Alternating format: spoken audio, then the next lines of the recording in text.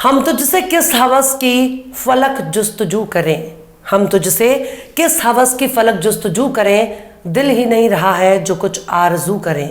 सलाम, नमस्ते, सत श्री अकाल। मैं हूं आपके साथ हर्षिता मिश्रा और आप देख रहे हैं टाइम्स मेल। अमेरिका अमेरिका और अमेरिका, पूरी दुनिया में कहीं भी जंग होती है तो उसका सबसे बड़ा फायदा अमेरिका को होता है, क्योंकि अमेरिका दुनिया में सबसे ज्यादा हथियार बेचने वाला देश है।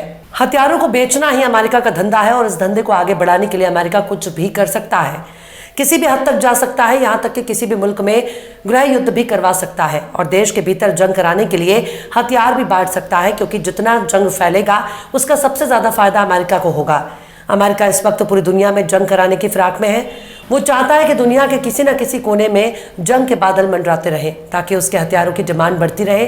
जितना हथियार की डिमांड होगी उतना ही ज्यादा अमेरिका पर पैसे की बारिश होगी। अमेरिका नाटो का सदस्य और नाटो पर अमेरिका का दबदबा है। नाटो को सोवियत यूनियन के मुकाबले के लिए बनाया गया था, लेकिन आज के दौर में नाटो पूरी दुनिया में अमन चैन के लिए खतरा बन चुका है। अमेरिका नाटो के दम पर ही कूदता है।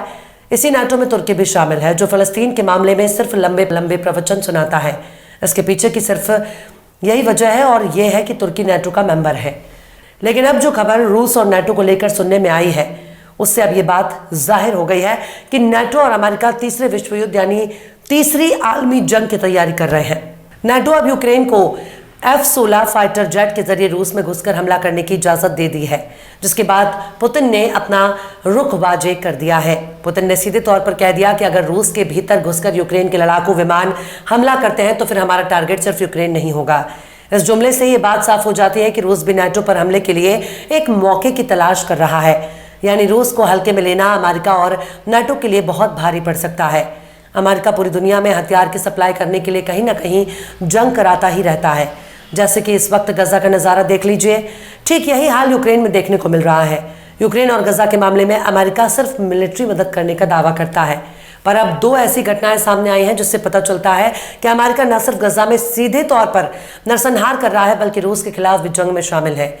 हुआ यूं है कि सोमवार को खबर आती है कि एक अमेरिकी सैनिक ने खुद को इजरायल के दूतावास के बाहर आग के हवाले कर देता है और कहता है कि वो नरसंहार का हिस्सा नहीं बनना चाहता। अमेरिकन एयरफोर्स का ये सैनिक खुद को आग के हवाले करके कहता है कि वो नरसंहार में शामिल नहीं होगा। इसके साथ ही वो फलस्तीन को आज़ाद कराने के नारे लगाता है। पर सवाल है कि अमेरिकी सेना न तो गजा में जंग लड़ रही है और गजा में बम बरसा रही है, बल्कि वो हथियार और साजो सामान इजरायल को दे रही है जिसकी उसे ज़रूरत है। पर अमेरिकी सैनिक ने जिस तरह से खुद को आग के हवाले किया, उससे इस बात की ओर इशारा मिल रहा है कि अमेरिकी सैनिक न सिर्फ गजा में मौजूद हैं, बल्कि गजा में हवाई हमले भी कर रहे हैं। और इसका सबसे बड़ा सबूत रूस और यूक्रेन की जंग में नजर आ रहा है, क्योंकि रूसी सेना ने यूक्रेन में अमेरिकी सैनिक को रंगे हाथों पकड़ लिया, जिससे अब इस बात की तस्दीक हो चुकी है कि यूक्रेन में अमेरिका अपने सैनिकों को भेज रहा है। रूसी सैनिकों के हफ्ते चढ़ने के बाद सुपर पावर अमेरिका सैनिक बिलक बिलक कर रो रहे हैं और कह रहे हैं कि हमें गोली मत मारना, यानी खुद की जान खतरे में आ गई तो इनकी नानी याद आ गई। यही लोग जब इस्राइल की मदद करते हैं और उनकी मदद से गजा में मासूम बच्चों और औरतों पर बम और गोला बारूद बरसाया जाता है, तब उन मासूम फिलिस्तीनियों के जान की कोई कीमत नहीं होती। लेकिन अब खुद की जान पर बन जाती है तो तुरंत खुद को बख्श देने की मिन्नत मांगने लगते हैं। अब यहाँ सबसे बड़ा सवाल ही है, जंग यूक्रेन से हो रहा है ना कि अमेरिका से। तो फिर नाटो के जनरल सेक्रेटरी जेन्स स्टोल्टेनबर्ग ने कहा कि यूक्रेन को रूस के खिलाफ अपनी रक्षा के लिए अपने पश्चिम की तरफ से दिए जाने वाले हथियारों का इस्तेमाल करने का पूरा हक है, भले ही रूस के अंदर घुसकर हमला क्यों ना करना पड़े। स्टोल्टेनबर्ग ने बीते मंगलवार को एक साक्षात्कार के दौरान रेडियो लिबर्टी को बताया, ये यूक्रेन के खिलाफ रूस का आक्रामक युद्ध है जो अंतर्राष्ट्रीय कानून का घोर उल्लंघन है और अंतर्राष्ट्रीय कानून के मुताबिक यूक्रेन का आत्मरक्षा का अधिकार है और इसमें यूक्रेन के बाहर वैध सैन्य लक्ष्यों के खिलाफ हमले भी शामिल हैं। यह अंतर्राष्ट्रीय कानून है और निश्चित रूप से यूक्रेन को बचाव के लिए ऐसा करने का अधिकार है। मतलब यूक्रेन के कंधे पर बंदूक रखकर अमेरिका और नाटो गोली चलाना चाहते हैं। नाम यूक्रेन का, मकसद नाटो और अमेरिका का। रूस यूक्रेन जंग में जेलेंस्की अब अमेरिका और नाटो का एक मोहरा बन चुका है, जिसे कठपुतली की तरह अमेरिका नचा रहा है। रूस इस जंग में बीते दिनों कई इलाकों पर कब्जा कर चुका है। इस दौरान यूक्रेन के सैनिक जान बचाकर भाग खड़े हुए हैं।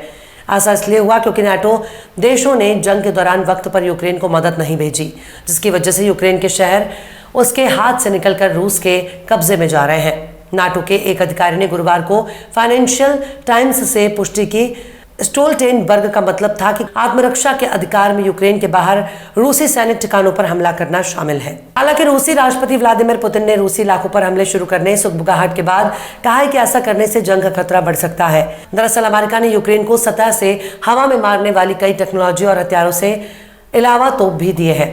नाटो महासचिव ने यूक्रेन को F-16 फाइटर जेट देने के बारे में कहा था कि बिल्कुल ठीक कहना मुमकिन नहीं है कि फाइटर जेट जंग के लिए कब तक तैयार हो जाएगा। हम सभी चाहते हैं कि F-16 जल्द से जल्द वहां पहुंचे। उसी वक्त निश्चित रूप से ज्यादा ट्रेंड पायलटों के साथ F-16 का असर मजबूत और कारगर होगा। नाटो के सदस्यों के जरिए यूक्रेन को F-16 जेट दिए गए हैं और लेटेस्ट जहाजों को चलाने की training America, United kingdom, Denmark और रोमानिया में हो रही है। खैर, अमेरिका चाहता यही है कि जंग के बादल मंडराने लगें ताकि उससे हथियारों की ज्यादा से ज्यादा बिक्री हो। खैर, अमेरिका अपने मंसूबे में कामयाब हो रहा है। वो खुद ही जंग के किसी भी कानून को नहीं मानता। ये भी कितने शर्म की बात है कि उसके सैनिक इजराइल के दूतावास के बाहर आत्मदाह कर रहे हैं। उस सैनिक को खुद को गजा के नरसंहार से दूर रखने के लिए कह रहे हैं कि हम नरसंहार का हिस्सा नहीं बनना चाहते। पर सवाल है कि गजा से अमेरिका को ऐसा कौन सा लगाव है जिसके लिए अमेरिका कुछ भी करने को तैयार है। दरअसल गजा में नेचुरल रिसोर्स मौजूद हैं जिसे हासिल करने के लिए अमेरिका और ब्रिटेन काफी वक्त से कोशिश कर रहे हैं। गजा पर अगर इजराइल कब्जा कर लेता है तो उस प्राकृतिक तेल और गैस को इजराइल के जरिए ब्रिटेन और अमेरिका हासिल कर लेंगे। सारा खेल ही तेल का है जिसे हासिल करने के लिए अमेरिका इराक से लेकर सीरिया, लेबनान तक को हासिल करना चाहते हैं। बहरहाल चलते चलते आखिर में अकबर इलाहाबादी ने भी क्या खूब फरमाया है, दुनिया मैं हूं, दुनिया का तलबगार नहीं हूं। दुनिया मैं हूं, दुनिया का तलबगार नहीं हूं, बाजार से गुजरा हूं, खरीदार नहीं हूं। फिलहाल इस वीडियो में बस इतना ही। ये वीडियो आपको कैसा लगा कमेंट बॉक्स में आप जरूर बताइएगा। वीडियो पसंद आए तो लाइक करें। हमारे वीडियो लिंक को फेसबुक, ट्विटर, व्हाट्सएप पर अपने रिश्तेदार, यार, दोस्तों को भी शेयर करें और बेबाक, निष्पक्ष, स्वतंत्र पत्रकारिता को सपोर्ट करने के लिए आप हमारे चैनल टाइम्स मेल को जरूर से सब्सक्राइब करें। और हाँ, बेल आइकन की घंटी वाली बटन भी आप जरूर से दबा दें ताकि आपको हमारे आने वाले नए वीडियो की नोटिफिकेशन फौरन ही मिल जाए। फिर मिलता है किसी और वीडियो में एक नई खबर के साथ। हर्षिता मिश्रा को दीजिए इजाजत। जय हिंद। तेल और गैस के सबसे बड़े नेचुरल रिसोर्स से मालामाल इस इलाके पर कब्जे के लिए बरसों से खामोश जंग चल रही है। मिडिल ईस्ट में खामोश तरीके से सत्ता बदल जाती है। अपने मनपसंद लोगों को सत्ता में बिठाया जाता है। यहाँ अरब के तमाम देश नजर आएंगे जिनकी जबान अरबी है और दिल में अमेरिका के लिए कूट कूट कर मोहब्बत भरी हुई है। अरब के नेता सब कुछ छोड़ सकते हैं पर अमेरिका की यारी को किसी भी हाल में नहीं खोना चाहते। लेकिन इसी अरब का एक बड़ा हिस्सा बीते साल अक्टूबर से ही सुलग रहा है। फलस्तीन का गजा इलाका पूरी तरह से तबाह हो चुका है। वहां भुखमरी का आलम है। लोग इलाज कराने के लिए तरस रहे हैं। तो देख लिया आपने हमारे इस वीडियो को। हमें उम्मीद है कि आपने हमारे वीडियो को लाइक किया होगा और दूसरों को भी शेयर किया होगा। अगर अभी तक आपने हमारे चैनल टाइम्स मेल को सब्सक्राइब नहीं किया है तो जल्दी से सब्सक्राइब कर दें और बेल आइकन भी प्रेस कर दें।